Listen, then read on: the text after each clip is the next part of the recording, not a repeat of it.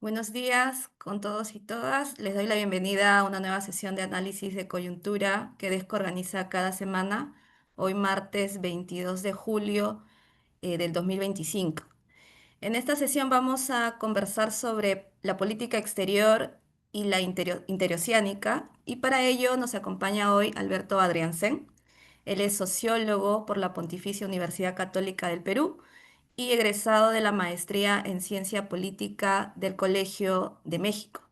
Alberto ha sido parlamentario andino en el periodo 2011-2016, ha sido asesor del presidente de la República, Valentín Paniagua, durante el gobierno de transición y en el Congreso de la República, y ha sido miembro del Consejo Editorial del diario La República. Alberto es columnista en varios diarios y revistas, autor de libros, ensayos y artículos en temas de ciencias políticas, en sociología y relaciones internacionales. Y actualmente Beto es consultor político, investigador de DESCO y, claro, director de nuestra querida revista ¿Qué hacer?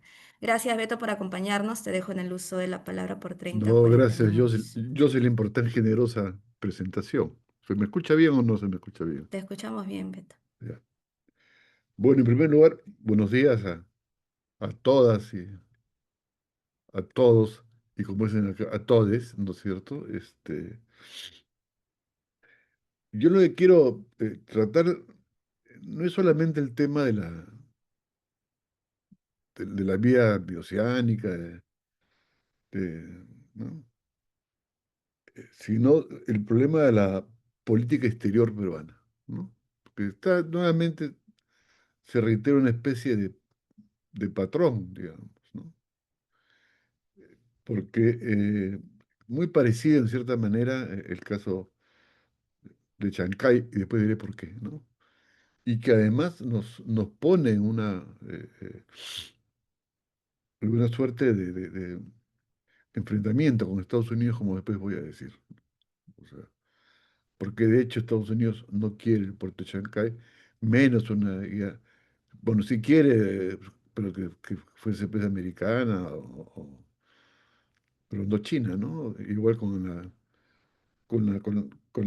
la vida bioceánica, que no quiere que sea de la China, ya lo ha dicho varias veces, lo viene diciendo, y además la bronca entre China y Estados Unidos se acrecienta, ¿no? Yo cuando redacté ese texto que publiqué, lo que me llamaba la atención es la primera reacción del gobierno peruano y la Cancillería y el primer ministro, ¿no? Como diciendo que respondían porque no les habían pedido permiso, ¿no? Eh, em, y que ellos no estaban prácticamente interesados en la construcción de eh, dicha tránsito, como quieren llamarlo, carretera, que es por agua, por tierra, por todo, eh, eh, y que por lo tanto no les interesaba, ¿no? Entonces, era una especie y sosteniendo que como tiene que pasar por acá, ya veremos, ¿no? Pero era un gobierno que no le prestaba atención y que no era su interés nacional, ¿no? Lo cual es mentira, como después voy a hablar. Y eso felizmente fue rectificado hace como una semana, un poco más, diciendo que el Perú sí les interesa dicha vía, ¿no? Pero que no tienen plata y que por lo tanto, como diciendo, negociemos el paso de la vía por el Perú, pero quien la construye sería Japón, perdón, China y Brasil. O sea, el grado de ambigüedad, digamos, de la política exterior peruana en este caso, está asociado a eh, está asociado yo sospecho que a la presión norteamericana, ¿no? O sea, la lógica en todo este tiempo de alta conflictividad, digamos, que hay en el mundo, la participación del Perú en eventos importantes, salvo las cosas que se han hecho con la China, con toda la parte asiática, etcétera, no tiene política exterior, ¿cierto? O sea, no tiene política exterior porque no la tiene en general hace mucho tiempo y no tiene porque tenemos un gobierno absolutamente, yo creo que es más, como dirían en México, apapachado con Estados Unidos, ¿no?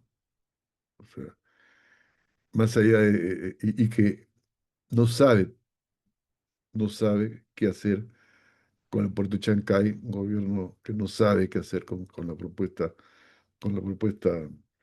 china brasileña, porque finalmente la propuesta de China brasileña es una propuesta que abarca, es solamente en Brasil. Cuando el Perú se indigna al principio y diciendo cómo es posible, es mentira, porque era un acuerdo chino-brasileño. O sea, por lo tanto, la vía llegaba hasta la frontera, ¿no? Y hay que entenderlo también como una presión de Brasil, porque el tema de la vía es un viejo problema. Para que ustedes tengan ahora, es un viejo problema la relación con Brasil y el Perú y sobre todo con la región andina. O sea, para que tengan una idea, recién el año 1977, 77 fue, ya, ya se me confunde hubo una reunión entre el Pacto Andino, el llamado Pacto Andino, y Brasil, cuyo representante en ese momento fue el canciller peruano, porque se buscaba negociar una política conjunta entre los países andinos y Brasil por su grado de tamaño y importancia que tenía, o sea, no importaba eso, ¿no? Que importaba, ¿no? Entonces, pero, y Brasil estaba muy interesado y siempre está muy interesado hace tiempo en una relación con Perú. O sea, yo tenía un amigo, que era el embajador de Brasil, eh, y el interés era, eh, es cierto que es un interés económico sobre todo, pero era un interés, ¿no? Yo recuerdo cuando, bueno, y yo creo que además, como diría Kissinger, ¿no?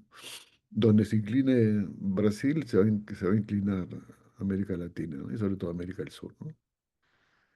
Y por lo tanto es una zona muy, muy importante. Esa, ese desinterés, por ejemplo, es Chancay. O sea, Chancay es una, no quiero criticar, pero Chancay es una iniciativa privada, no es una iniciativa estatal, pública, de conversaciones. Entonces, y yo sospecho que el tren puede acabar, el tren, la vía sónica, puede acabar como una cosa siendo privada si es que uno sigue los patrones del gobierno. O sea, yo no tengo plata, no voy a intervenir, pero sospecho que para, cobráramos un peaje, que será, ¿no? Pero nuevamente es un indicador que el Perú no se quiere comprometer con- públicamente con esta vía, ¿no? Entonces, y yo creo que detrás de todo este problema está Estados Unidos. Estados Unidos, y bueno, y además que, porque como alguien dijo, todo es un esfuerzo, en fin, o sea, te importa, ¿no? Pero tienes un gobierno absolutamente incapaz de desarrollar una política exterior con todas las... Si uno revisa los comunicados de la Cancillería, sobre todo el tema palestino, ¿no? Nunca menciona a los actores. Llama a la tranquilidad, llama a la paz, ¿no? Pero es un conflicto sin nombres, ¿no? O sea, no se- hace lo mínimo indispensable. O sea, como yo digo, yo que estaba ahí varias veces, es un piloto automático que tienen, que saben que tienen que sacar un comunicado, que ese comunicado tiene que llamar a la paz, etcétera, etcétera, pero de ahí no pasan. O sea, es una postura que se tiene. Y creo que es un tema que hace tiempo se, ha, eh, se tiene, ¿no? O sea, fíjense, el Perú es un país, en mi opinión, que vive de espaldas al Perú, al mundo, ¿no? Es cierto que se hace esfuerzos, pero de espaldas la primera gran migración ha sido pues, la venezolana, ¿no? En este siglo, ¿no? No hay migraciones como en Argentina, Uruguay, Brasil, ¿no? Venezuela. Y por lo tanto somos un país, y que además que la política exterior ha sido estatizada, o sea, realmente apropiada por el Estado. Para que tengas una idea desde el punto de vista académico, yo estudié en México el año 77, 79.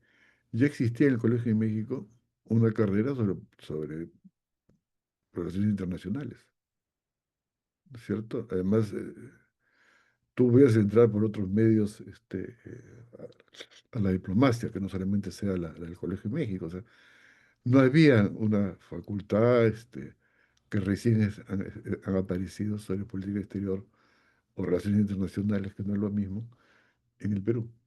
Entonces, el monopolio del ejercicio de la política exterior siempre ha sido básicamente del Estado y específicamente del gobierno de turno, ¿no? O sea, el fracaso del grupo andino finalmente, una gran responsabilidad la tuvo el Perú, ¿no? Y nadie habla de eso, ¿no? Entonces, eso es lo que quiero decir en primer lugar. O sea, estás frente a un problema, a un país que no tiene política exterior, que yo creo que si la ajustas un poco más, se puede ir para el otro lado. Y, y que en este caso, hasta donde uno sabe, no, no se sabe si va a participar activamente o si simplemente va a actuar pasivamente, o sea, va a conceder la vía, todo lo demás, el paso, porque la vía es terrestre, es acuática, tiene varias modalidades, ¿no es cierto? Y para colmo de males, eh, eh, cuando se dio este incidente, ¿no? Donde Perú está medio amargo porque no lo habían preguntado, hay una ley que decreta, ¿no? Que la biocénica es de interés nacional. Y cuando se comenzó a discutir eso ya unos años atrás, se dio cuenta que hacer la vía no es fácil porque hay que dragar ríos, partes que son terrestres, partes que son, en fin, ¿no? Acuáticas. Y que Brasil había hecho más o menos ya la tarea de la vía, ¿no? O sea, llegar hasta la frontera con el Perú, ¿no? Pero el Perú no hizo nada porque inclusive China le prestó dragas al Perú, para que justamente la parte acuática donde eh, pase la vía, eh, eh, la haga, ¿no? Con dragas prestadas por la China. No hizo nada. El argumento, uno de los argumentos que esgrime la Cancillería y el Estado, digamos, en general, es que hay una cierta oposición o alguna oposición de las comunidades nativas, ¿no? Pero lo cierto es que las dragas estuvieron ahí varios años y China las pidió y se las devolvieron. O sea que estamos frente a un gobierno pues, que no sé qué hacer con una cosa como la que conversamos, ¿no? Y yo creo que eso ha pasado. O sea, el- más allá que el problema sea que Dina no puede viajar, más allá que es un gobierno pero es un gobierno que está en mano a la derecha y quien dicta la política exterior es la derecha. Me queda clarísimo. Más allá que hayan estos brotes interesantes como el Pacto de Chancay, que demuestra que hay cierta autonomía, ciertos grupos económicos en el país, pero eso no hay. Entonces, la pregunta que yo me hago es por un lado, ¿no? Primero, ¿qué va a pasar? ¿Qué le va a pasar al Perú si mantiene una política tan anodina como esta y tan a la derecha? Porque en realidad mi tesis es que lo que si viene en América Latina es un proceso rápidamente de derechización. Argentina es un ejemplo, Paraguay es otro ejemplo. La disputa en Chile es cierto que está aunque parezca raro, Jara podría pasar a la segunda vuelta, pero va a perder la segunda vuelta, como muestran las encuestas. Bolivia, el primer y el segundo puesto lo disputan dos tipos de derecha, Quiroga y el que y un empresario, y luego su nombre. Colombia me parece que es una incógnita. Ecuador es de derecha, Paraguay es de derecha, eh, eh, y Venezuela está aislado, ¿no? Y bueno, y Brasil, que es una incógnita, más allá que Lula se presente en las elecciones, a la reelección, y más allá que está hasta ahora en el primer puesto, pero de hecho lo que demuestra todo esto es que la disputa, o sea, el intento de rehegemónico, por ponerlo en esos términos, de Estados Unidos, ¿no? Pasa en primer lugar por Estados Unidos, por Brasil, pasa, ¿no? O sea, eso incrementa la importancia de una política exterior peruana, porque queda claro, si uno mira la, la, la carta de Trump protestando por el juicio a Bolsonaro, es impresionante, o sea, y además dice que ha puesto los aranceles eh, también por el problema del juicio, por la persecución política a Bolsonaro, ¿no? O sea, además está enrayado toda esta situación que quien pierde con los aranceles es Estados Unidos, porque la balanza es deficitaria para Estados Unidos. O sea, importa más de lo que exporta Brasil. Entonces, queda evidente ahí que hay un problema que, en mi opinión, de orden político. O sea, la lógica que estamos viviendo hoy día en América Latina es la rehegemonía o la reconquista de un periodo que ha sido aparentemente más independiente en América Latina, ¿no? O sea, más de lo que uno piensa en Venezuela, esta monarquía que se está creando en Nicaragua, en fin, ¿no? Entonces, eh, lo que se viene, ¿cuál va a ser la política exterior? Porque el asunto es tan, eh, ¿cómo llamarlo? ¿No? Tan absurdo que cuando uno postula en las elecciones, el jurado no te pide tu programa, ¿no? Pero no te pide tu programa de política exterior, sino que te pide qué va a hacer con el medio ambiente, ese tipo de cosas. O sea, resumen o reducen el problema de la política exterior a materias como medio ambiente, etcétera, ¿no? O sea, la ecología.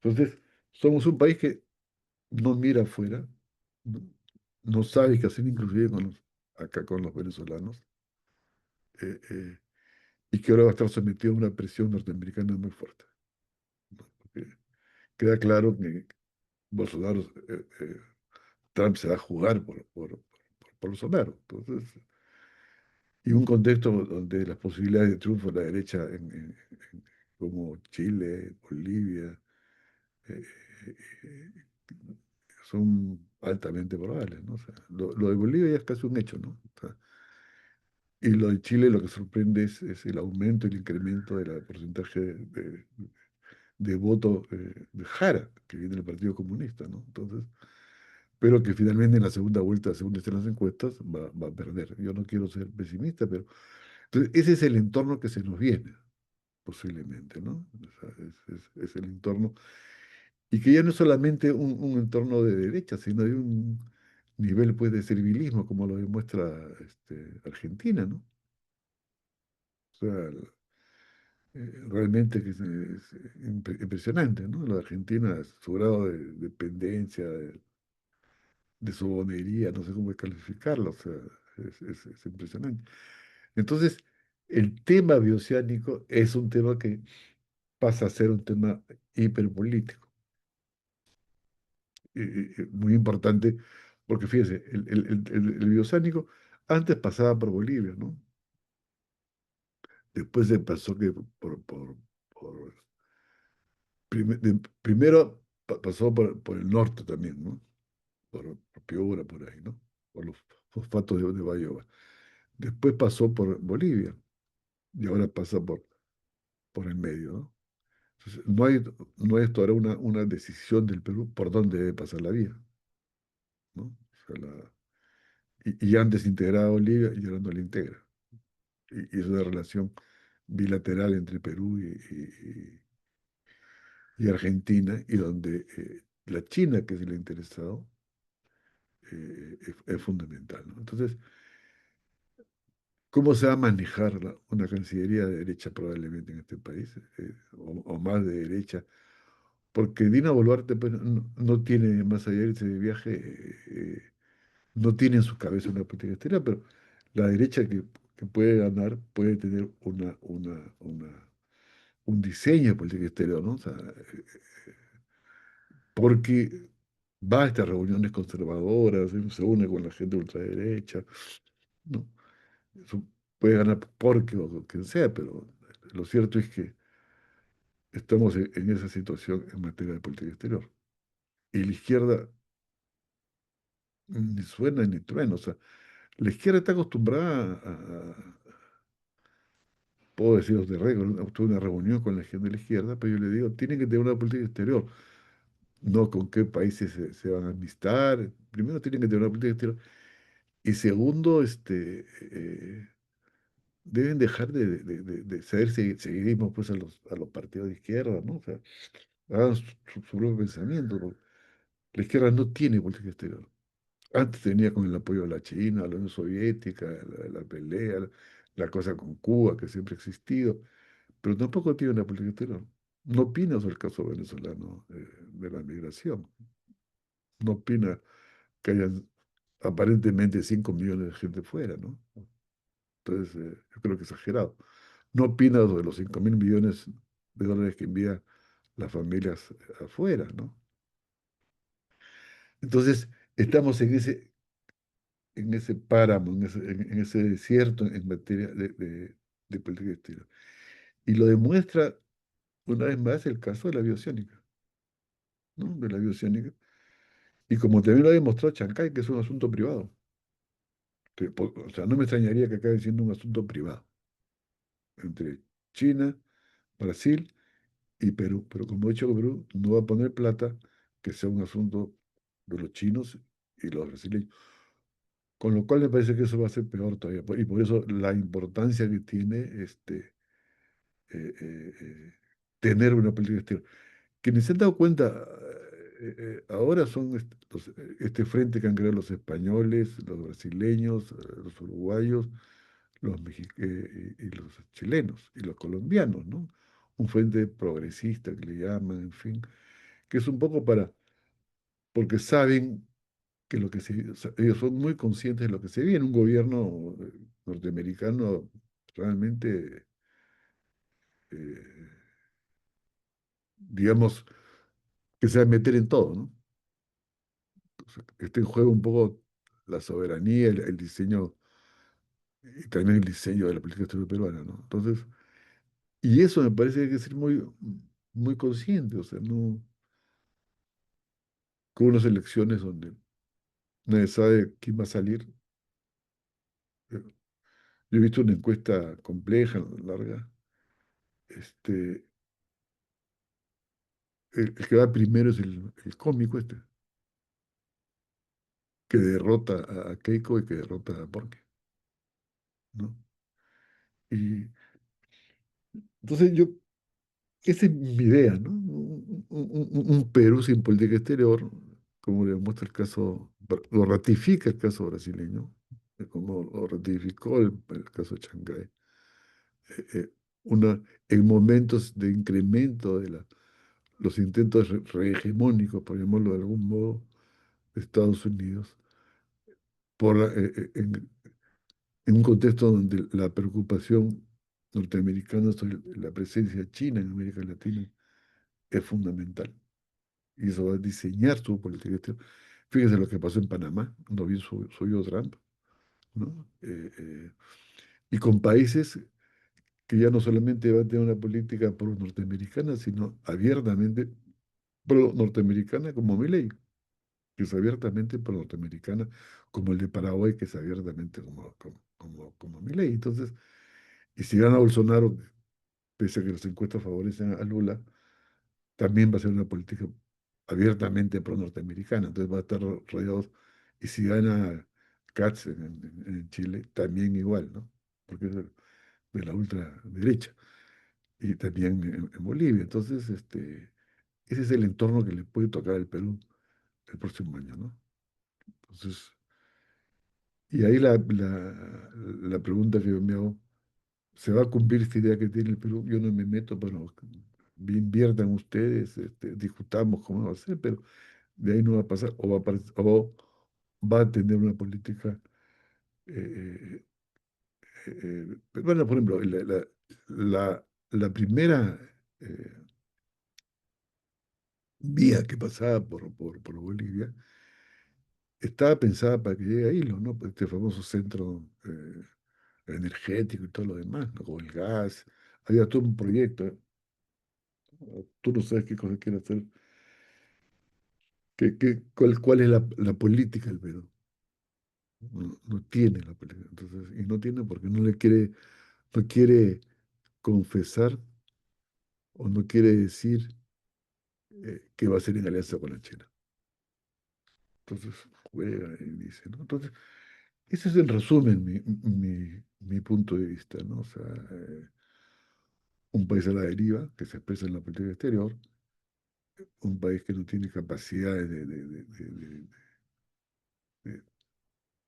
de establecer alianzas, ¿no? O sea, no hay ninguna alianza eh, más allá de ir a reuniones y qué sé yo, ¿no? O sea, pero no hay un sistema de alianzas internacionales. Tú no sabes, eh, es, tú no sabes qué cosa piensa. O sea, si ustedes leen los comunicados que sacan en medio de este conflicto, como yo le he dicho, nunca mencionan a Palestina, nunca mencionan a Israel, nunca mencionan a Ucrania, nunca mencionan a Rusia. Es un llamado a la paz y al derecho internacional, pero no opinan. ¿No? Tú no dices, están cercanos a fulanos. Es cierto que, que pedir la paz, como hace el Papa, es correcto, pero este es un Estado, ¿no? No, el Perú es un país.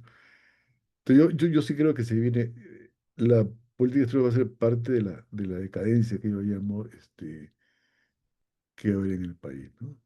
Y si gana la derecha va a ser terrible. Y si gana porque peor, ¿no? Entonces, yo me quedo ahí, donde con esta idea que la presencia norteamericana va a ser más pesada, más injerencista, con aliados mucho más firmes a Estados Unidos. Vamos a estar rodeados, supóngase que gane la derecha en Chile. Ya la derecha ganó en el Ecuador. Eh, que Petro, que pelea para seguir, ¿no es cierto?, en la presidencia. Y que Brasil no quiere pasar después, pero en este contexto, como quiere Estados Unidos. Es un entorno nunca visto. ¿No? Esa es mi visión de la geopolítica peruana, o sea, y tuvo mucho que gane la izquierda, ¿no? Además, con una izquierda que no tiene política exterior. Bueno, eso es cualquier cosa que me pueden preguntar, ¿no? Tengo más cosas, pero no, prefiero conversarlas, ¿no? Por eso. Muchas gracias por su atención y por haberse levantado tan temprano para escucharme. Gracias a ti, Beto, por No, por favor. tus reflexiones y por traernos a la discusión la importancia, como tú dices, ¿no? De tener un proyecto político y demás de cara también a las relaciones internacionales. Eh, bueno, Sí, los porque micros, fíjate, sí, ve, un ejemplo, ¿ya? El mercado, entre comillas, y la informalidad ha resuelto el problema venezolano. No ha sido el Estado que lo ha resuelto, ¿no? Sino es esta especie de informalidad de los taxis, muchos son venezolanos, en fin, o sea, tú no ves un interés del Estado en cosas específicas vinculadas a la política exterior. Bueno, ahí me quedo.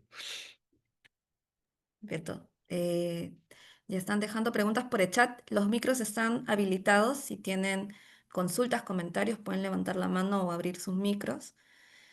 Eh, Bueno, en el chat, Patricia Pinto nos dice o pregunta si crees, Beto, que se vuelva a activar la cooperación de USAID y si es que, o mejor dicho, y qué rol tomará en el contexto político que nos has descrito en esta mañana. Bueno, el recorte al USAID ha sido brutal, ¿no? Yo creo que va a haber un problema con los ONGs, y ya está habiendo problemas con las ONGs, y que tienen que readecuar no sé cómo, pero sí va a ser un problema serio, ¿no? O sea, la otra vez vi la cifra, que ya me olvidé, pero la cifra del recorte de la ID que va a pasar el Departamento de Estado, este, va a ser muy, muy grande. Entonces estos proyectos, sobre todo de democracia, qué sé yo, porque si ustedes leen todo el diseño de la política exterior de la OID, perdón, de los norteamericanos, ¿no? Por ejemplo, todo este apoyo a la regionalización, ¿no? Que duró muchos años y que propuesta fue un ejemplo, no digo que de los norteamericanos, pero fue parte de una preocupación regional de las ONGs, de las ONGs eh, de América Latina en general, ¿no? Del Perú en particular, tiene que ver con la tesis de la gobernabilidad, de la necesidad de que no sobresaturar las demandas al centro, al gobierno, sino que hay que redistribuir el poder a través de la regionalización. Eso está en su libro, en el texto de la Comisión Trilateral, ¿no? Entonces, las ONGs, muchas de ellas se enrumbaron por ese camino. No, no las critico porque es necesario, pero te quiero decir que esas cosas ya no van a haber, en mi opinión. A Estados Unidos no le interesa porque la hegemonía de Estados Unidos se basa en una hegemonía militar, ¿no es cierto? Para que tengan no es como la China que Buenos días, viene Vilma. de desarrollo, qué sé yo. Estados Unidos tiene cientos de bases militares, la China tiene uno, por ejemplo, son estilos distintos de manejo de la política exterior.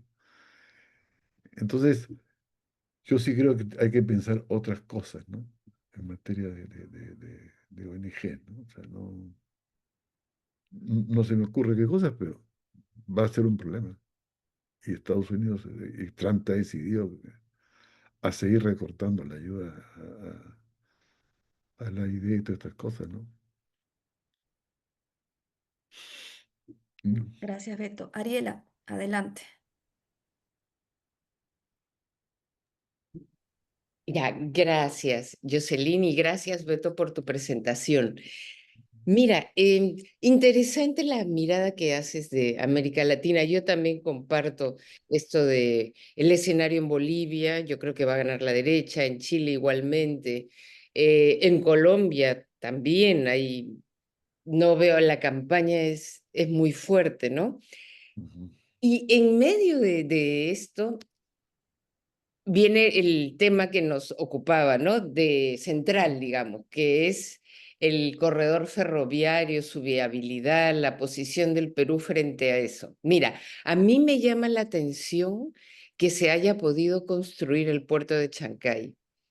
Claro, Y porque las presiones que han habido para eso han sido enormes. Y el Perú no tiene política exterior, pero se ha resistido. Él ha resistido haciéndose digamos, con picardía, haciéndose a veces el tonto, pero han sido muy fuertes, porque mira tú lo del canal de Panamá, la presión, y lo han logrado.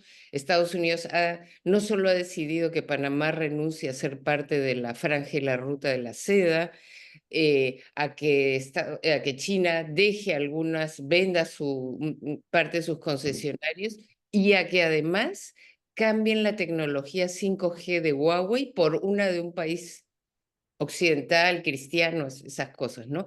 Y todo eso está haciendo en Panamá y Panamá lo tiene que aguantar por las presiones. Nosotros no. Hemos hecho un puerto que para ellos, para Estados Unidos, representa una amenaza tremenda. Y entonces, ahora lo que a mí me llama la atención es que esa posición con el corredor ferroviario. Yo leí unas declaraciones del canciller Schaller, Mm. ¿no? Que decía, no, que si no hay, que si nosotros no autorizamos, no hay corredor, porque no hay salida, que nosotros no hemos dado la autorización, Sí. que nadie ha hablado con nosotros. Eso, obviamente, eso sí es una presión. Entonces, ¿cuál es tu hipótesis para que el puerto se haya construido rápidamente, para lo que demoran las cosas en el Perú, eh, con el peligro que eso representa para Estados Unidos, para ese objetivo que tiene el jefe del Comando Sur, lo ha dicho, hay que sacar a China A China, de, eso, de claro. la región. Ese es el objetivo de China, de Estados Unidos, es sacar a China y sobre todo en su patio delantero, como lo rebautizó Biden. ¿Por qué se construyó el puerto de Chancay y ya está operativo? ¿Y por qué la reacción recién del Perú a no permitir, para no permitir lo del corredor? ¿Por qué eso? Esa era mi pregunta. No, fíjate, yo creo que la diferencia es el cambio de contexto. O sea, Biden, Trump no es Biden, en mi opinión. Como tú bien señalas, lo de Panamá es un escándalo, ¿no es cierto? O sea, la carta que envía Trump a Lula, que Lula le responde también, y además le ha respondido muy fuerte, el frente que se ha creado entre España, Colombia, Chile, Uruguay, ¿no? Brasil. Y Brasil, ¿no? Que lo ha creado, eh, te anuncia que ellos han definido que el contexto que se viene es muy duro, muy duro. O sea, y Trump va a hacer cosas pues, como la que ha hecho con Panamá, o sea, o, Mm. por ejemplo, tan incomprensibles como ponerles aranceles a los brasileños cuando los que pierden son ellos, ¿no? Porque la balanza es deficitaria para Brasil y no para Estados Unidos. Entonces, ese tipo Es de que esa cosas, no es la razón de los aranceles, es un arma de yo sé, influencia. por eso mismo, pues, Claro, es un claro. arma política y tan política que están dispuestos a perder plata, digamos, a perder dinero, digamos, ¿no? Entonces, eso es lo que yo voy. Entonces, el contexto va a cambiar. O sea, Claro.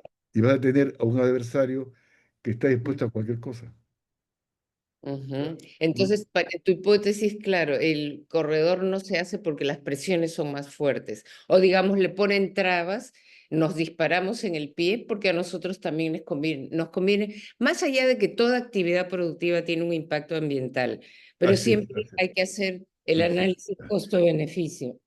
Entonces nos Pero disparamos. en este caso del peruano, yo lo atribuyo a que ya está de salida, pues es un gobierno inútil además, ¿no? Pero el próximo gobierno que viene, suponte gane porque, que está en el candelero, ¿no es cierto? Ujú. Ya. Que va a las reuniones de los conservadores norteamericanos, que va donde Milei, qué sé yo, que del tono de Milei, que del Opus Dei, es otro contexto. Y el contexto, como dices tú, redefine pues todo, ¿no? Entonces, es cierto lo que tú dices, el Perú permitió Chancay, pero es en otro momento, pues, en otro momento donde, en fin, ¿no? O sea, yo me acuerdo que el principal interés de la Cancillería en época de Castillo era Estados Unidos, que era un seguimiento muy preciso además, ¿no? Pero y yo creo que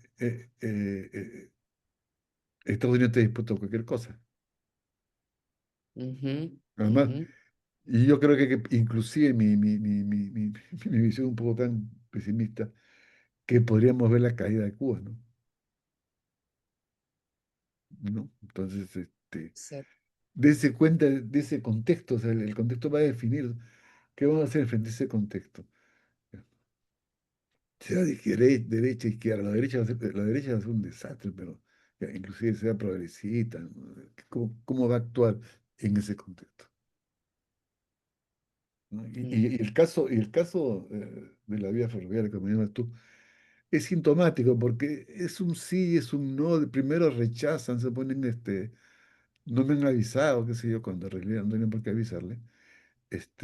Y después dicen, bueno, sí, es interesante, podemos, pero no hay plata, ¿no? Son esos lenguajes ambiguos que también son mensajes de Estados Unidos, ¿no?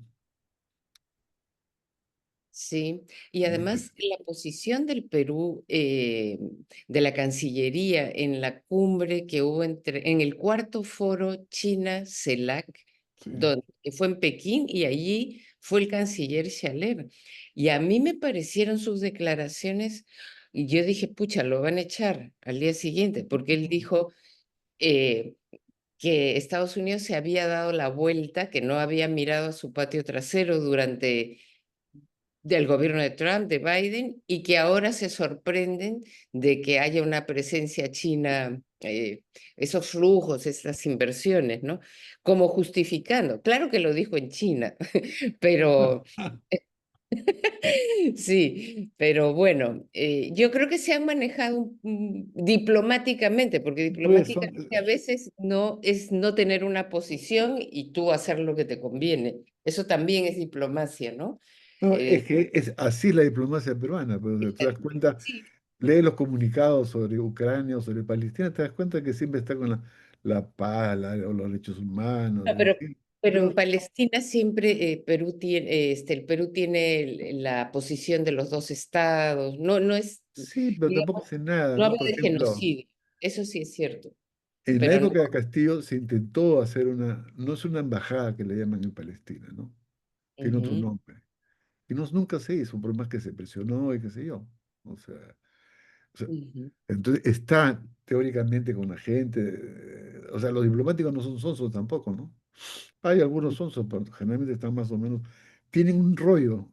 Por eso mi tesis es que también la Cancillería camina en piloto automático.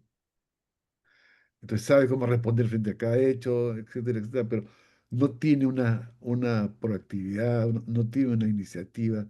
eh, digamos, si antes el pacto andino o la comunidad andina hablaba, ahora, ¿has escuchado de ello últimamente? ¿Algo importante? Nada, ¿no es cierto? Habiendo los problemas en Bolivia. En la época de Alan Wagner, cuando hubo la crisis boliviana, fuimos varias veces a Bolivia a hablar con Evo Morales, ¿no? Cuando no era presidente y después cuando fue presidente. Cuando hubo el incidente entre Bolivia y Colombia, viajó Alan Wagner como secretario general de la Comunidad Andina. Esas cosas fueron una excepción. Y lo de Saharaui en También, Marruecos, también, o sea, puede decir cualquier cosa, pero ya los saharauis, pues, están prácticamente condenados porque finalmente España ya se fue con Marruecos, ¿no? Entonces, fíjense, los saharauis, ¿no? En el gobierno de Castillo se reconoció a los saharauis, ¿no? Y después vino este otro idiota, ¿cómo se llama?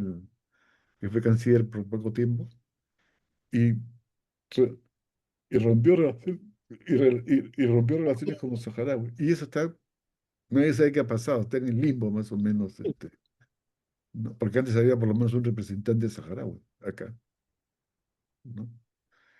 Entonces, es una cancillería que hace lo mínimo indispensable para que no la critiquen, para que, en fin, no tenga roces, y conocemos que el contexto que se viene va a ser un contexto de choque, no va a ser un contexto como el Chavo del Ocho, no pase usted, profesor Girafales, no, mejor pase usted, doña Florinda, va a ser a presión, ¿no? Como le muestra Panamá, ¿no?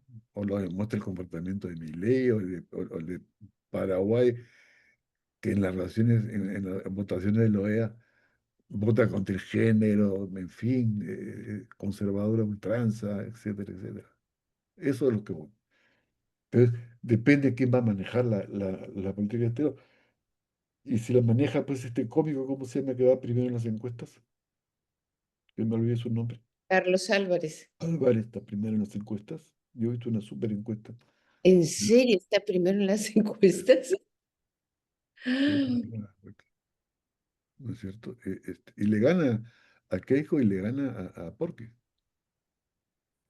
¿no? Entonces, evidentemente, no sé cómo será, pues cómo nos vamos a mover, o sea, con una izquierda hiperfragmentada. Entonces, y la presión va a ser pues muy grande de Estados Unidos. Esa es mi tesis, muy grande. O sea, Porque Estados Unidos se ha dado cuenta que medio que ha perdido América Latina, ¿no es cierto? Ha Sí. permitido, más allá de cada cierto tiempo, cuando pasaba acá la jefa del Comando Sur, esta general, de- como una letanía, no nos gusta la China, qué sé yo, ¿no? O sea, pero de ahí tampoco pasaban, pero ahora tienen mecanismos como los mostró Trump con Panamá de presionar al máximo. Ahora, es cierto que el tipo de Panamá es de derecha, ¿no? También por eso voy. Sí, pero de derecha, o sea, entre la derecha y la sumisión abyecta hay una diferencia también, Pero, ¿no? bueno, mi ley que es para ti, tú que estás en Argentina.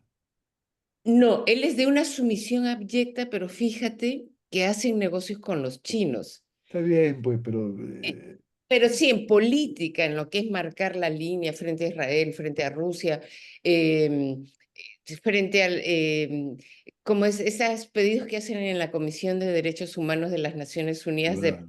pedir eliminar las sanciones a Cuba, Argentina se marca junto con Israel, Estados Unidos y las Islas Fiji. O sea, Sí, pues esa es claro, ya. Y también ahora esa. Paraguay, tú ves en la votación en la OEA, votan a la derecha, ¿no es cierto? O sea, Sí.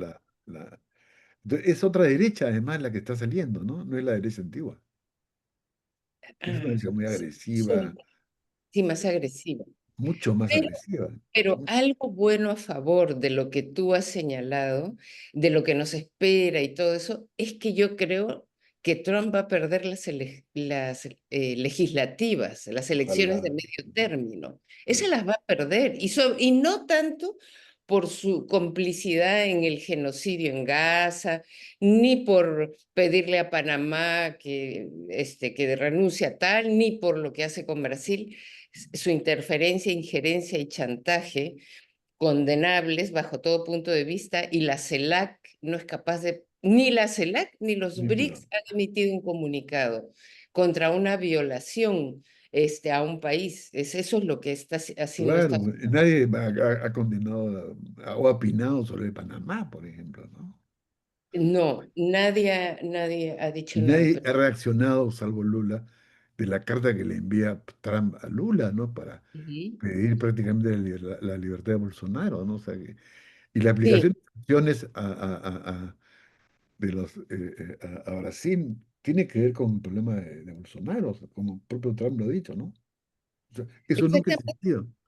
Bolsonaro es un tipo que ha sido señalado por estas delaciones premiadas y ya está en primera instancia condenado como Sí, reo. sí, Le han quitado el pasaporte, está sí, sí, sí, sí. inhabilitado por el Tribunal Electoral de Brasil a candidatear por 8 años.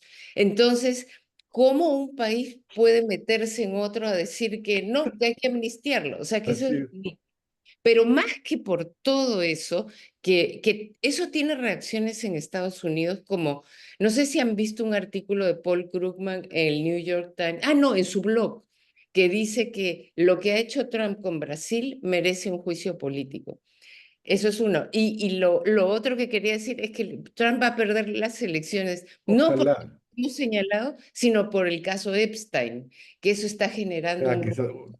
claro, pero que Sí, lo que están diciendo que están metidos también los aparatos de inteligencia de israelíes, una serie de cosas en el caso de Einstein, ¿no? Pero lo que te quiero decir es que, ya, está bien, pero eh, eh, si no pasa lo que tú dices, va a ser bien complicado, ¿no es cierto? Disculpen que Nosotros interrumpa. que hagamos un monopolio, bueno, Ariel y yo, sí tengo otra pregunta, por favor. Sí, Yolanda está con la mano también levantada. Adelante, Yolanda. Gracias, Ariela. Sí, no, bueno, bien interesante el diálogo entre Ariela y el compañero, ¿no? Y Beto.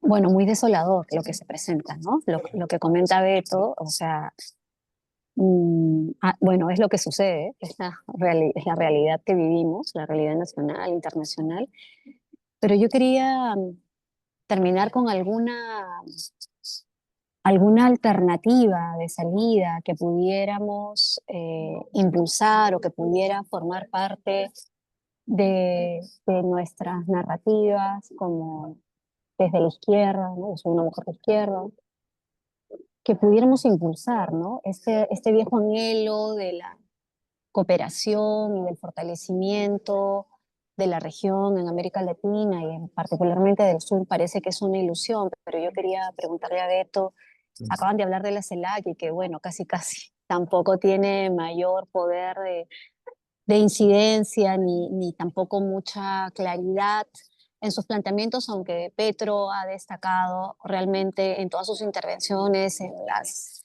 diversas reuniones de las Naciones Unidas, creo que ha hablado fuerte y claro con relación a Palestina, ¿no? Y algunos otros temas también. No se ha mencionado nada de Claudia Sheinbaum, entonces, bueno, quería hacer esta pregunta, Beto, si encuentras, si pudieras establecer algunas o proponer algunas alternativas en el escenario de la política Ya. internacional, ¿no? Gracias. Fíjate, una cosa que me he olvidado es que te va también a restringir la cooperación europea, con el 5% en inversiones de defensa en Europa, ¿no? Y por lo tanto, yo sospecho que ellos, no soy un experto en eso, sospecho que también van a limitar la ayuda exterior, ¿no? O va a ser muy específica, como, como ha sido últimamente en Estados Unidos, ¿no? Pero entonces, también, porque nunca he visto una Europa tan genuflexa tan suicida como la que estamos viendo ahora, ¿no? ¿No? O sea, tú lees la carta de este secretario general, ¿no? de Europa, ¿no? Es, se arrodilla prácticamente frente a Trump. Y las presiones absurdas, militaristas, además, en mi opinión, de Alemania e Inglaterra, de quererle entregar no sé cuántos millones de dólares en armamento comprado por ellos a Estados Unidos, pero entregado por Estados Unidos a Ucrania. O sea, ellos pagan, pero quien se pega la parte es Estados Unidos y además Trump hace la venta de los misiles Patriot.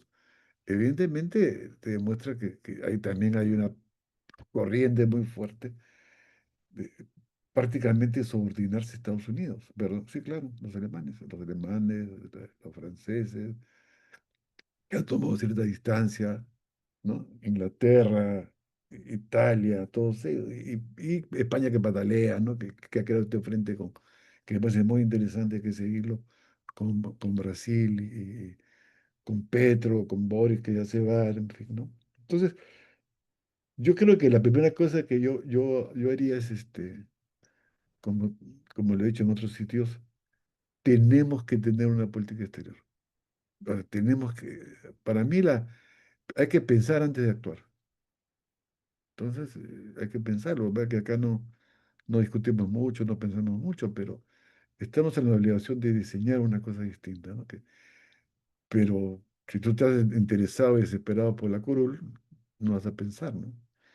Entonces, yo en ese sentido, discúlpame que te diga, soy un poco pesimista, ¿no? Porque también quiero escribir un texto para disco que parte del principio de que la democracia ha dejado de ser la solución, las elecciones han dejado de ser la solución, ¿no?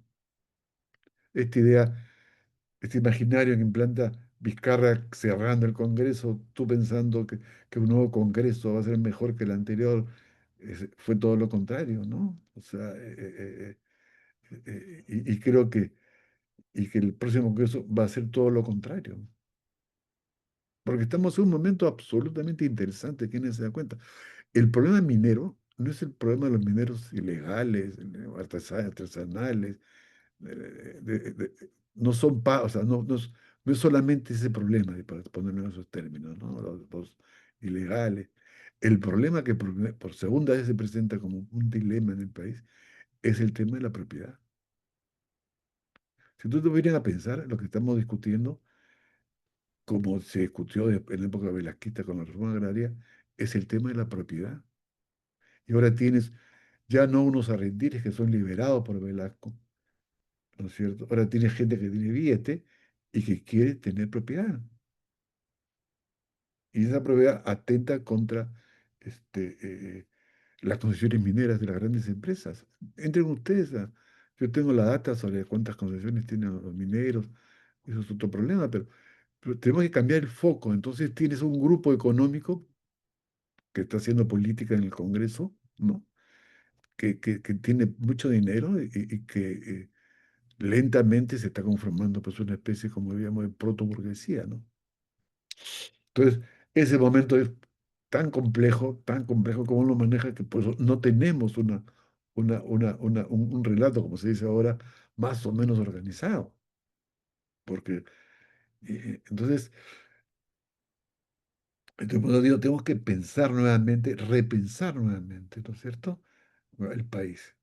Y como Desco intentó pensar ahora que sus 50 aniversarios, repensar nuevamente el país, ¿no? Y resistir. Pues. Imaginen ustedes que Willa compre el canal 4 y el canal N, como se está diciendo, ¿no es cierto? Y ofreció un monto de dinero, ¿no? Imagínense Willac convertido en el 4 y en el N, que es un canal de la mafia, de todas estas cosas. O sea, eso puede pasar. Ya, y de ahí se acabaron ya los medios de comunicación, pues ya un chiste, ¿no? Entonces, por eso digo que estamos, eh, es tan débil el Estado que porque no va a las reuniones con el ministro de Transporte, se hace la víctima, es una demagogia, ¿no? Entonces, yo sí creo que estamos en la obligación de alentar unos debates importantes, y creo que Desco puede hacerlo, aprovechando los 50 años, ¿no? Y, y, y sobre todo hay que resistir, como dirían antes, combatir y resistir, pero eso hay que hacerlo con mucha inteligencia, ¿no? Ya no se puede hacer simplemente por los puros sentimientos. Entonces, esa es mi visión, ¿no? Mi visión, que estamos entrando a un momento muy crítico del país, muy crítico, donde las elecciones no son la solución y al no ser la solución se te abren otros caminos que hay que explorar los cuales pueden ser, o cómo reordenamos la democracia. ¿Qué es más importante para usted, la democracia o la soberanía? Yo les hago esta pregunta, que es un debate, ¿no? O sea, ¿qué te interesa más? Porque seguramente la gente que apoya a Venezuela te diría es la soberanía, ¿no? Otros te dirían la democracia. Entonces, pero ¿cuál es lo prioritario en estos momentos en América Latina? ¿Qué cosa vamos a defender? ¿No? Es un poco de cada cosa, con más énfasis en la democracia o con más énfasis en la soberanía. Y cuando es la soberanía aparecen estos regímenes, pues, ad hoc, ¿no? Tipo Venezuela, ¿no? O tipo Uruguay, perdón, Nicaragua, ¿no? Entonces, eh, se dan cuenta la problemática que tenemos desde el punto de vista hoy día, ¿no? Eso es un poco mi... Yo no tengo una respuesta, ¿no? Confieso que no tengo una respuesta. Puedo dibujar el escenario, pero como ya estoy jubilado. Entonces, eso es, ¿no? Disculpen que sea tan pesimista, les pido mil perdones, pero eh, ten- eh, como diría Gramsci, hay que pensar desde la derrota, no desde el triunfo. Eso es. Bueno, muchas Eh, gracias. gracias, Beto. ¿Alguna consulta que No se depriman, haya? no se depriman, por favor. Sí, así es. ¿Algún comentario tal vez que quieran aportar? Todavía estamos a tiempo. No quieren hablar, pues no sé por qué no quieren hablar. Es que ya... Pero no me vuelvan a invitar. ¿Ah? Pero estoy pensando todo este tema, todas las condiciones, la cuestión, las reuniones, etcétera. Intentando volver a militar en la izquierda, casi imposible, pero en fin, ¿no? Pero eh, eh, o sea, o sea, Trump es un fenómeno medio fascista, ¿no? Finalmente, ¿no? O sea, Medio ¿no? Medio fascista, o sea, me parece. ¿Ah? completo. claro, pero entonces decir el medio fascista es una cosa muy complicada, ¿no? Tú pensabas que el fascismo nunca más iba a volver, ¿no es cierto? Y ahora está volviendo, ¿no? O sea, además las guerras siguen, o sea, no ha terminado la guerra sigue. Entonces, y cada día, el otro día, Rusia amenazó con emplear los misiles atómicos, ¿no? Frente a la propuesta inglesa y alemana de entregarles armas armas americanas, pero a través de esos países, como la OTAN, a Ucrania para que ataque directamente ya a- a- a Rusia. Entonces ya Rusia le ha dicho, ya sé que ya basta, pues ya no, pues, ¿no es cierto? Entonces, desplazó sus misiles de otra manera, ¿no? Entonces, no estamos en un momento, pues, así bacán, ¿no? Inclusive, ¿no? Y si tú lees las cosas que se publican en Europa, muchas de ellas son pesimistas respecto al futuro europeo, ¿no? Muy pesimistas. O sea, como le demuestra que hayan atracado con el 5% para la defensa, ¿no? O sea, que van a recortar todo lo que es el estado de bienestar, que hace tiempo está siendo recortado en Europa, donde va a crecer la pobreza, la antimigración y todo lo demás. O sea, y con brotes nuevamente, que pensábamos que no existían más, de fascistas. Que cuente Ariela cómo es la ofensiva de Milei en Argentina, o sea, los insultos, ¿no es cierto? Un presidente que te insulta, se burla de los discapacitados, en fin, eso es lo que se viene, una derecha de esa naturaleza. Así es. ¿Ah? Una derecha. Sí, así es una derecha tremenda y lamentablemente Milei tiene más chances de ganar la legislativa, a pesar que ha caído en las encuestas, Sí, sí, pero sí, tiene esto. más chances de ganar que Trump. Yo creo que Trump las va a perder de todas maneras, pero Ojalá. Milei todavía hay gente que piensa que hay que darle tiempo. Y eso es por la enfermedad que tienen los argentinos con el dólar. Solo para terminar, y un paréntesis de 2 minutos para contarles eso nada más. Por ejemplo, un taxista dominicano casado con una argentina con 4 hijos, con 15 años aquí. Ese me trajo del aeropuerto a la casa de mi sobrina donde estoy. Entonces, me dijo que mi ley había retrocedido 50 años a Argentina en términos de educación, salud, Claro. pero ha bajado la inflación, porque uno es un poco periodista siempre. Entonces, pero ha bajado la inflación. Me dice, ha bajado la inflación, pero no los precios. Y entonces te dice, yo antes con lo que ganaba en pesos compraba, bueno, la historia de la leche y la carne, que todo eso es carísimo. Lo único que es barato en Argentina es el dólar y por eso Argentina está carísima. Otro relato, el cajero de Carrefour, que es como ir a Sí, sí. Plaza Vea, ya, Plaza Vea, ¿no? Entonces, hablas con el cajero y te dice, yo ahora gano 1 millón de pesos, que al cambio son $750 o casi 800. Para un cajero es bastante dinero. Y entonces puedo soñar con viajar. Para mí eso es maravilloso. Y con comprarme un iPhone le va a salir más barato, ¿no? Entonces, y yo le digo, pero ¿y con tu sueldo de 1 millón de pesos puedes comprar lo mismo que hace un año? Ah, no, claro que no, no puedo comprar carne porque cuesta tanto, cuesta, el kilo de carne cuesta 16, cuesta $13 el kilo, un buen corte, $13, que eso para acá es inconcebible, pero bueno, Acá, él ¿no? acepta eso, acepta que no pueda, que pueda tener menor capacidad de consumo, pero puede ahorrar, puede comprar dólares para viajar, Pero ¿no? Argentina ha roto, como yo sigo Exacto, y mucho dice, Argentina, eso está bien para mí, los que viajes soy al yo. exterior de los argentinos se han incrementado en Argentina un montón, ¿no? Sí, dice, los que Claro, tienen hijos están fundidos, los viejos están fundidos, pero para mí eso está bien porque yo soy solo. Y yo claro. creo que eso resume lo que está pasando en Argentina, en lo económico, ¿no? Sí, con un presidente que es Pero fíjate acá, ¿ah? autoritario.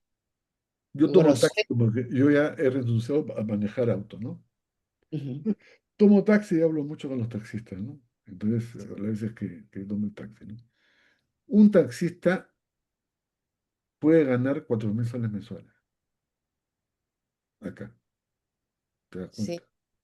O sea, y la mayoría de taxistas ahora con los sistemas estos de Didi, Django y todo lo demás, pueden, y con y con el gas como combustible, puede ganar esa plata. Y además te lo dicen 3.500, ¿no? Ahora, trabajan 12 horas del día, vea, pero y sobre todo los venezolanos, o sea, los venezolanos no se van porque han comenzado a tener una cierta vida estable, ¿no? Y te dicen, bueno, qué cosas, uno va al sitio y no falta nada, etcétera, etcétera.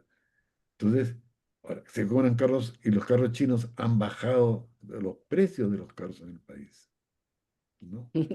Es casi, te ha hecho un estudio cuántos carros se han comprado, en dónde se han comprado, cuánta gente se ha mudado de distrito ahora con los cambios vecinales. No, andamos a ciegas, pues, ¿no es cierto? No, no, no es cierto. Sí se sabe cuántos autos se han comprado. Este año se ha Ya, vendido también más se autos sabe, que nunca. también se sabe, pero está bien, se sabe, pues si nadie lo dice desde el punto de vista, ¿me Ha entiendes? salido en los periódicos. Yo sé, pero nadie discute por ejemplo, el impacto de los carros de timón cambiado. Yo un día saqué las cuentas en la investigación. Fue brutal, Esos hermano. carros son del pasado, de hace 40 años. Pero no, estoy hablando del impacto en ese momento que tuvo, ¿no es cierto? Ya. Ahora son carros nuevos, Perdón, Jocelyn. ¿no? Son carros nuevos que los sacan generalmente a crédito, ¿no? Entonces, y curiosamente ganan más o menos bien, ¿eh? Y muchos de ellos renuncian a su trabajo burocrático en los bancos, en otros sitios, porque ganan menos que menos. En el taxi ganan más estos, estos empleados, ¿no? De empresas, digamos. Entonces, evidentemente, como dice Ariela, tú ves que te haces taxi, hay 200.000 taxistas, creo que hay. Este, ya pues, está bien, o sea, no, también tiene que ver eso te da cierta tranquilidad. Si no fuera por la delincuencia y los secuestros y los esto, no, habría otra cosa, ¿no? Porque finalmente eso te limita mucho. Pero estamos en un momento en el cual, es cierto, hay un sector muy recontra pobre, ¿no? Pero también hay cierto que el mercado, como yo digo, ha resuelto el tema de que antes eh, Frijolito quería imponer, ¿te acuerdas? El taxímetro, ¿no? Ahora quien fija los precios son las empresas privadas, ¿no? ¿No? Entonces, que compiten. Entonces, yo sí creo que estamos en otro momento, pero para volver, lo que quiero insistir en esto es en la idea del cambio de contexto. O sea, yo a veces temo que cada vez más la coyuntura para mí se parece al año 1914, ¿no? Que la gente iba feliz a la guerra pensando que ahora 15 días, un mes, 2 meses, y de repente duró pues, los años que duró. Entonces, ya, o sea, se sigue discutiendo en Europa si hay guerra o no hay guerra, una guerra mundial. Acá no nos percatamos de ese detalle, ¿no? Teníamos a Mónica y a Mario también con el pedido Ya, de la a ver. palabra. Mónica, no sé si aún tienes una consulta o un comentario. No, quería un breve comentario de Beto sobre nuestra política exterior, ¿no? O sea, porque los ciclos estos de izquierda, derecha en los gobiernos, o sea, se han sucedido más o menos históricamente, ahora de pronto son más dantescos que antes, pero eh, nosotros como país hemos tenido en algún momento, desde tu experiencia, algún viso de una política exterior eh, sostenida, robusta, los funcionarios que han trabajado allí, o sea, ¿hay una línea de carrera o esto ya simplemente está desmoronado No, no. ¿cómo funciona esto? Ya. Fíjate, ve. Eso. La única vez que había una política exterior para mí fue en la época de Velasco, hasta Morales Bermúdez.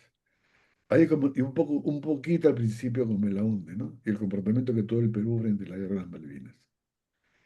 De ahí han comenzado ya los problemas. Fujimori en la práctica destruye la comunidad andina por no aceptar el arancel común, ¿no? Eh, eh, y después todo ha sido piloto automático, piloto automático. Tú estás, la burocracia en Torretal es muy eficiente, ¿ah? O sea, es muy preparada. O sea, postulan 600 a la Cancillería o más y entran 30, ¿no? Y, y, y son 6 exámenes, y es complicado entrar a la Cancillería como diplomático, ¿no? Yo enseñé 4 años en la, en la academia, pero ahora es distinto, sales con maestría, hay un mejoramiento y además ser diplomático pues, te da una vida más cosmopolita, ¿no? Entonces, no, es una burocracia, digamos, bien, o sea, no, bien, pero cada vez más, porque cada vez más piensa menos, ¿no? Y por lo tanto, yo no confío yo no confío o sea, yo no confío en darle nuevamente a la Cancillería el manejo de la política exterior, o sea, no, es un diplomático, ¿no? Salvo que sea un diplomático distinto, pero entonces por ahí yo no veo, y si es la derecha de Porquis, el cómico tampoco, o sea, no veo nada positivo. Vamos a seguir con los mismos flotando, ¿no? O sea, quieren hacer bulla para que como quien se esconde para que no te pregunten en la clase. Pues, esa es para mí la visión que tengo yo de la Cancillería, ¿no? Pues Gracias. y, la, y el problema que tiene la izquierda a nivel regional es que tampoco discute entre ellas, ¿no? Yo una vez fui al Foro Sao Paulo y no he vuelto a ir, ¿no? Francamente no me genera ningún interés, pero lo que te quiero decir es que tampoco discuten. Entonces lo que quieren las izquierdas es la solidaridad, pero no hay foro para que tú puedas discutir el caso venezolano, el caso cubano, a nivel internacional, y que puedas diseñar otra manera de ver la política, de ver qué cosas hay que hacer la izquierda en estos momentos. Eso no, para mí no hay, ¿no? O sea, entonces, no veo esa capacidad. Y esta es la mejor demostración de lo que nos pasa, ¿no? Fíjense además, hay un retroceso del Estado. Hasta el MEF, la gente que trabaja ahí dice que hay un retroceso, ya no es pues la burocracia, ya no tiene poder, digamos, ¿no? Quien le ha ganado el poder es el Congreso. Puede estar bien o puede estar mal, pero eh, es parte de la crisis, pues el retroceso es parte de la crisis. Eso es, ¿no? Perfecto. Mario, adelante. Mario. Gracias. Yo quería, Beto, matizar un poco algunas de las cosas que has dicho. De repente, por ejemplo, yo creo que la estrategia china en América Latina es muy clara y lleva décadas en afirmarse. Y que el caso de Chancay es quizá un ejemplo paradigmático de ese proceso, porque a China le interesa tener una presencia mayor, controlar el comercio mundial, pero con una estrategia distinta a la estrategia occidental.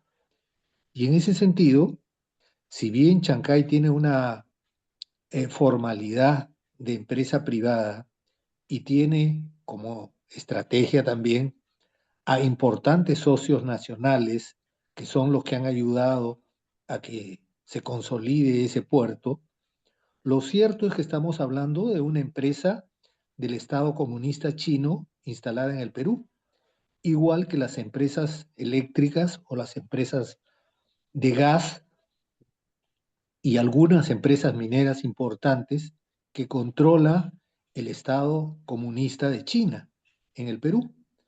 Eso creo que es lo que le preocupa a un sector de la derecha que no está aliado como socio menor de los chinos y a la ultraderecha norteamericana de Trump. Entonces, el tema de la iniciativa privada es el mismo del pasado, sino que aquí ya no son los agroexportadores tradicionales del algodón y el azúcar aliados con el capital norteamericano, sino son otros sectores económicos aliados con el capital chino. Creo que eso también hay que verlo en esa lógica al momento de revisar la política exterior anodina, como se ha señalado, que tiene el Perú. Y sobre los planes de gobierno, a mí me parece que los planes de gobierno nunca, nunca han significado nada para el grueso del electorado. El electorado en nuestro país y en muchos países del mundo votan por el carisma de los líderes, entre otros factores, y ese factor es un factor muy importante. En el Perú ese factor se hace más significativo por la pésima educación que hemos tenido en los últimos 40 años. Y entonces tenemos una población totalmente desinformada y ahí quería eso vincularlo con la televisión. Yo creo que la televisión cada día cuenta menos en el Perú, como los diarios, ¿no? Los diarios, las revistas, que ya son muy pocas, para lo que sirven es para un debate de intelectuales, de grupos de gente interesada en la política, que somos una minoría, claramente una minoría en el país. A la gran mayoría no le interesan los planes, le interesan los resultados, los proyectos, las actividades. El ejemplo más claro lo tenemos en esta estafa del tren, ¿no? O sea, es un asunto tan evidente, pero tan evidente, de que es una trafa, de que es solamente un instrumento para una campaña electoral, por un lado, y por otro lado, para algún negocio que pueda hacer el señor Olachea. Es tan evidente que se cae de maduro el tema. Sin embargo, tú tienes importantes sectores de la población que cree que ese tren puede ser que en el mejor de los casos, en 2 años, podría llevar 30.000 pasajeros de ida y vuelta a Chosica, va a resolver el problema de 500.000 de pasajeros que se mueven diariamente. Entonces, la discusión no es una discusión académica, no es una discusión científica, no es una discusión teórica, sino el que tú eres un caviar, un rojete, que apoyabas a Villarán o algo por el estilo, y la gente vota con ese criterio, porque potencia mundial. Todavía no es potencia mundial el Perú porque esos sectores de odiadores, de traferos y de toda esta cosa en la que se ha convertido la política en una política del insulto y no de un debate serio de políticos responsables, hace pues que algunos cómicos puedan estar liderando las encuestas por el momento. Entonces yo creo que hay que ver eso también en el contexto internacional. Las Naciones Unidas se cae a pedazos. Ya nadie cree en las Naciones Unidas. Es decir, nadie cree en la efectividad de las Naciones Unidas. Es un foro que ayuda a evitar que la guerra se desate abiertamente. Pero la guerra en realidad no ha empezado. La guerra está en proceso de convertirse en el eje de la economía mundial. ¿Por qué? Porque, por ejemplo, Europa está dedicando, como sabemos todos, un porcentaje significativo de su PBI a armarse, a llenarse de objetivos militares antes que objetivos de desarrollo, de cooperación, de integración mundial. Entonces están cambiando las reglas de juego porque en pocos años la manera como nos estamos relacionando en el mundo, en un proceso de cambio que tiene que ver con el desarrollo tecnológico, etcétera, nos está llevando a una realidad en la que las reglas tienen que trabajarse con los criterios del siglo XXI y no con los criterios que permitieron de alguna manera manejar el siglo XX, a partir de la experiencia, según, sobre todo la segunda parte, de las consecuencias de la Segunda Guerra Mundial. Algunas referencias que se hacen ahora tienen que ver con lo que ocurría hace 30, 40 años. Estamos hablando de los años 80, 90, es decir, estamos hablando de hace 30, 40 años. Y el sector que interviene en la toma de decisiones más significativas en la economía, en la sociedad, son quienes hoy día tienen esos 40, 35, hasta 50 años. Entonces, con una formación y una participación diferente en el mundo, con otros objetivos, con un sentido de la individualidad donde el nosotros ha desaparecido.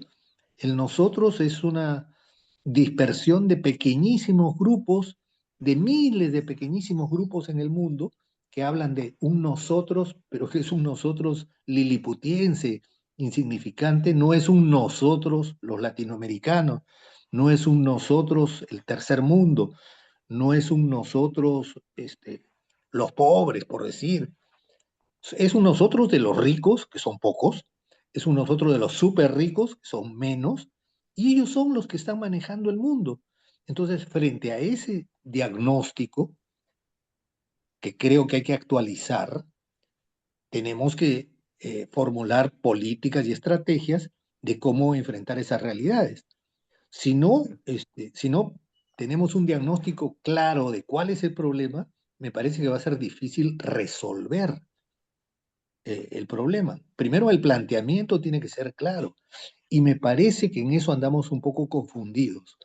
Eso era lo que quería decir y escuchar tus comentarios porque seguramente mi apreciación es bastante tergiversada o No, insuficiente, incompleta, ¿no?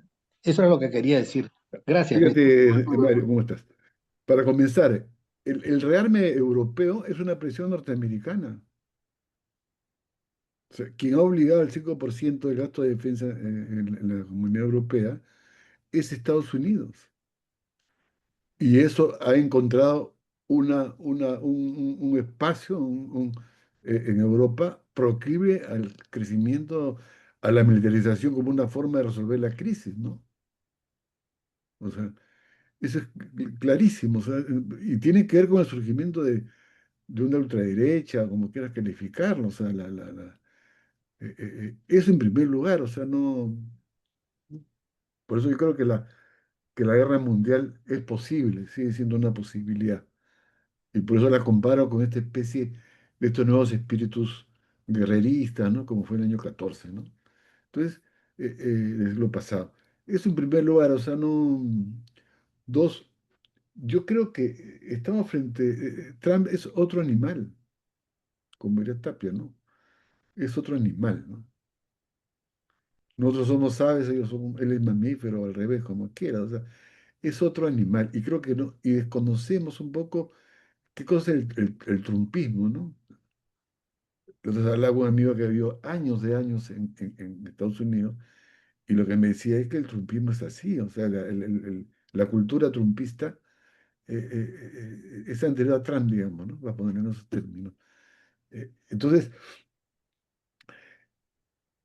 yo sí creo que estamos en un momento pues distinto y el caso de la China tiene pues otra modalidad de penetración, es como se quejaba un empresario norteamericano que fue al África porque mientras él quería el apoyo del Estado para invertir en una cosa minera, qué sé yo, los chinos dicen que llegaban al África con proyectos de desarrollo, etcétera. Tiene otra forma de vinculación. Le interesa efectivamente el comercio internacional, la ruta de la seda, etcétera, etcétera, y por algo tienen una sola base militar, ¿no? Y no tienen 600 como tiene o menos o más Estados Unidos. Son formas distintas justamente de, de, de, de, de hacer las cosas, pero, digamos, pero cuando yo escucho, a este paso vamos a decir, ¿no? Los chinos van a manejar la electricidad, estoy inventando, ¿no? Los alemanes van a manejar no sé qué cosa, los gringos van a manejar tal cosa, y en realidad lo que perdemos en ese contexto es soberanía, ¿no? Tu manejo propio de tus recursos. O sea, pueden ser chinos, pueden ser americanos, pueden ser, pero me parece increíble que el Perú se deshaga Cuba, perdón, Colombia controla su petróleo, ¿no? Chile controla su petróleo, tiene refinerías cuando no tiene petróleo. Entonces, esa idea sí, estamos en un mundo en el cual a este paso las cosas no las van a manejar los peruanos, ¿no? Si no las van a manejar otras empresas que provienen de otros países. Entonces, por eso te digo que pone énfasis en la soberanía o el tema de la democracia, ¿no? Es un dilema muy complicado, ¿no? Y mi preocupación es que además está frente a un nuevo fenómeno que cada vez más aparecen libros vinculados al fascismo. Cada vez más, por lo menos yo que sigo el debate en Argentina, yo veo mucho televisión argentina, me hago comprar Le Monde Diplomatique y todo lo demás, pero eh, vuelve a ser un fenómeno, entre comillas, académico y político el tema del fascismo. O sea, que me parece que algo está pasando y algo puede pasar, ¿no? Yo no digo que va a pasar, ¿no? Pero algo raro tenemos en estos momentos y que en lugar de avanzar estamos retrocediendo. O sea, para unos está avanzando, para otros retrocediendo, pero según el punto de vista que tú tienes. Entonces, yo no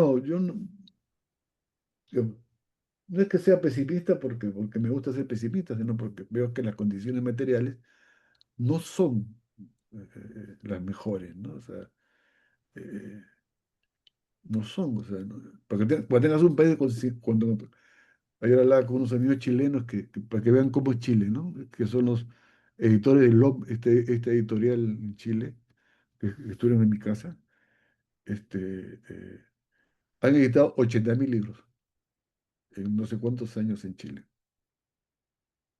Entonces, fíjate las diferencias, o sea, y es una editorial de izquierda, progresista y todo lo demás, porque no es pues este planeta, no es esas cosas, ¿no? Pero lo que te digo es que,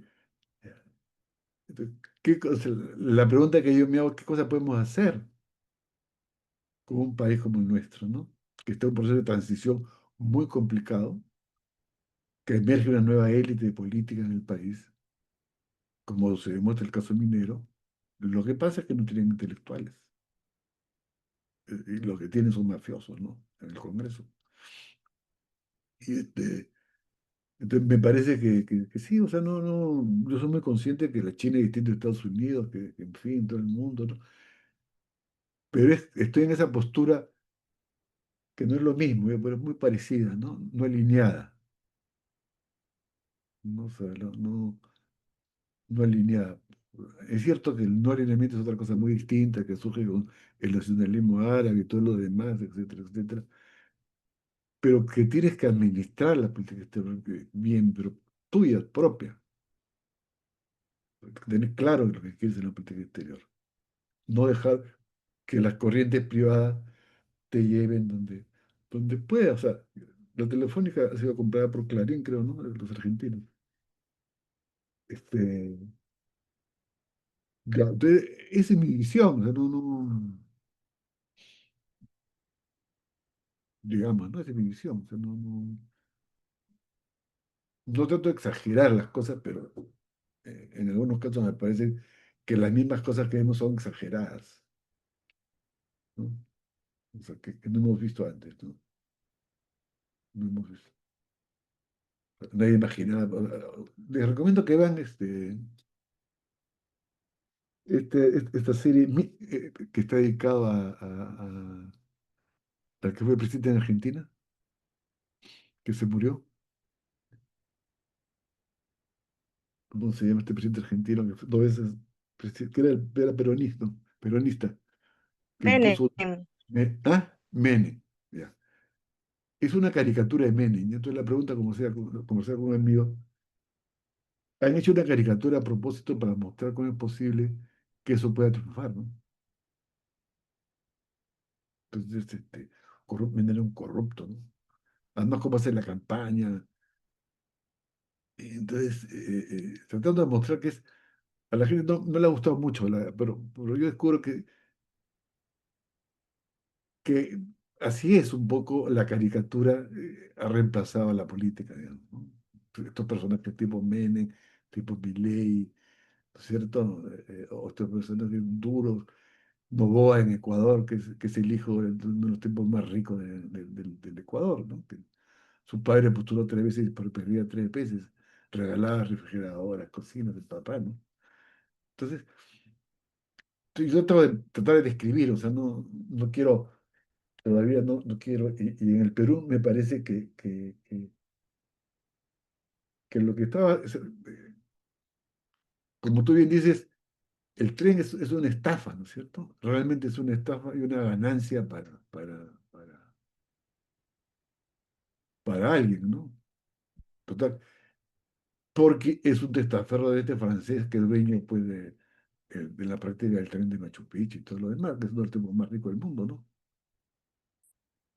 Entonces, no quiero ser pesimista por eso tampoco, yo sé que es mal ser pesimista, pero es un poco mi discurso, ¿no?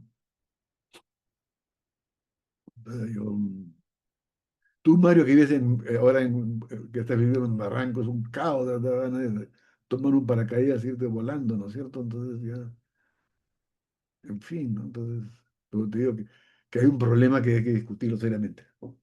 Entonces yo creo que ni el pesimismo ni el optimismo son útiles, ¿no? O sea, Bueno, yo, Beto, perdón, Jocelyn, yo, Beto, vivo en Barranco, por pero eso, pues, no te digo, pues, estoy en me Barranco, muevo por ¿sí? Comas, por Caraballo, por Jesús María, Por eso. por Ate, por Villa El Salvador, por Villa María, y veo la gente. Y veo, por ejemplo, que sí, ha aumentado el nivel de ingresos, pero tenemos 1 millón de personas que no tienen Por agua ni eso, desagüe en Lima, por en eso, Lima. por Piensa en el eso. resto del Perú. Entonces, sí, hay una situación que corresponde al siglo XIX, Pero esa no ni gente, ¿por siquiera qué al siglo votó XX. en las elecciones, en las elecciones locales? ¿Quién ganó en el Agustino? ¿No ganó la gente? ¿Por qué? Digamos, por más que tú digas hay 1 millón de gente, que sé yo, si hay 1 millón de gente, pero ese millón de gente puede votar por la ultraderecha, o por la Pero derecha, o por la izquierda. Y claro además, que sí, el problema porque que no hay un tenemos. sentido de nosotros. Cada uno No, cree ya está que bien, la pero lo solución que es tienes que darte individual. cuenta, que el problema político que hay ahora, en mi opinión ha sucedido tampoco en Argentina, es que la gente no le interesa. O sea, fíjate, en la última elección en Argentina, que ganó ya era comprensible Buenos Aires, en Milei, pero que el peronismo obtuvo su más alta votación en ese momento en esa zona, se dio con una bajada de electores. Y lo mismo pasó en Chile en las primarias, que la ganó la Jara, que era del Partido Comunista, pero bajó la votación. O sea, la gente no está dispuesta a votar, porque en Es que realidad, perdón, creo que uno de los problemas que tenemos es haber electoralizado la política. bueno, pero Es pues, importante las elecciones y es importante, pero hay otros canales de participación y de organización que no pasan por las políticas del Estado y que significa la organización de los vecinos, la organización de las mujeres, la organización de los jóvenes, que antes existían y que hoy no existen. ya no Las existen, pues hermanos. O federaciones sea, de estudiantes en el Perú, Beto, las federaciones de estudiantes consiguieron el pasaje universitario sí, ahí hace 70 años y ahí está el pasaje universitario y nadie lo mueve. Y está como bien, eso te podría dar 40 ejemplos. Y eso no pasó por ningún congreso, en ningún poder ejecutivo, ¿qué sino cosa fue no la pasa? presión de los estudiantes. Y igual te puedo hablar del vaso de leche, que ahora es eh, la alimentación que da el Estado para los más pobres. Ese fue un ¿Verdad? logro de 1 millón de mujeres que se movilizaron. Y te podría hablar de programas de salud y cosas así que no pasaron por el Estado, sino que pasaron por la organización de la gente. La pregunta es, ¿por qué hoy no es posible encontrar formas de recuperar formas de organización que permitan hacer presión a quienes deciden, a quienes manejan el capital? Pero Eso no es, tienen eso es fuerza, pues. Si tú la estás pregunta. ocupado, tú sabes mejor que yo, porque, ¿no es cierto? Si tú estás ocupado, tragas en la pista, en la calle, todo el día, ¿no es cierto? Es que eso, la tontería descarga de encerrarnos, cuando somos un país de informales que comen lo que venden el día anterior. Evidentemente, la política es un lujo porque en realidad no es política del vaso y leche, desde el punto de vista, en el sentido que te crea una identidad, que te hace movilizarte, que te hace parte de un proyecto, ¿no? Te hace dependiente inclusive del Estado, el tema de la leche. Entonces, más allá que ha sido creado por la izquierda, entonces, me parece que efectivamente no hay obreros, no hay obreros, o sea, el mundo obrero se acabó en este país y hay obreros en otros países, sí hay obreros, pues, ¿cierto? En Colombia se acabaron, han rebajado la jornada de trabajo. Acá es imposible eso, ¿no?